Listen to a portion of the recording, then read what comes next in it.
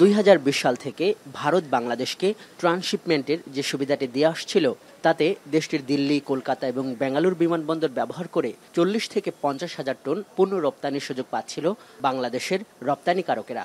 মূলত ইউরোপের বিভিন্ন দেশে তৈরি পোশাক, জুতা কিংবা গহনার মতো সামগ্রীগুলো অপেক্ষাকৃত কম খরচে ভারত থেকে রপ্তানির সুযোগ তৈরি হয়েছিল এর মাধ্যমে। বান্ডেল থাকলে প্রতি সেনমানিতে টাকা বাঁচবে। বিকাশ সেনমানি বান্ডেল কিনে জিতুন প্রতি লেনদেনে।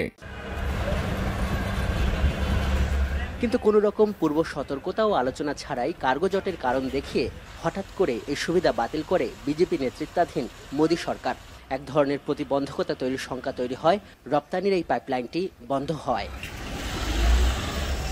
এই যখন পরিস্থিতি, তখন সচিবালয়ে বাণিজ্য উপদেষ্টার কাছে প্রতিক্রিয়া জানতে চান সাংবাদিকরা। উপদেষ্টা বলেন, ভারতের এই পদক্ষেপে রপ্তানি বাণিজ্য প্রতিযোগিতায় যাতে কোনো প্রভাব না পড়ে সেভাবে নিজেদের বিমানবন্দর থেকেই পণ্য রপ্তানির সিদ্ধান্ত নিচ্ছে সরকার। মোরলেস অ্যাবাউট 40 থেকে 50 হাজার টন মতো ম্যাটেরিয়াল বাই রোডে এখান থেকে ভারতের বিভিন্ন পোর্ট, বিশেষত দিল্লি, কলকাতা এবং ব্যাঙ্গালোর কিছু এই পোর্টের মাধ্যমে আমাদের রপ্তানি হতো। আমরা আশা করি যে এই ম্যাটেরিয়ালটা আমরা নিজেরাই ক্যারি করার সক্ষমতা বৃদ্ধির মাধ্যমে আমাদের এই সমস্যা অতি দ্রুত সমাধান করব। এখানে উপদেষ্টাকে যুক্তরাষ্ট্র ঘোষিত বাড়তি শুল্ক স্থগিতের বিষয়েও জানতে চাওয়া হয়। প্রতিক্রিয়ায় তিনি জানান, এটা এমন একটি ভালো খবর যা দেশের বাণিজ্য পরিস্থিতিকে স্থিতিশীল করবে। I think this is going to create some kind of certainty, আমাদের বাণিজ্যের মধ্যে কিছু একটা স্থিরতা দেখা দিবে।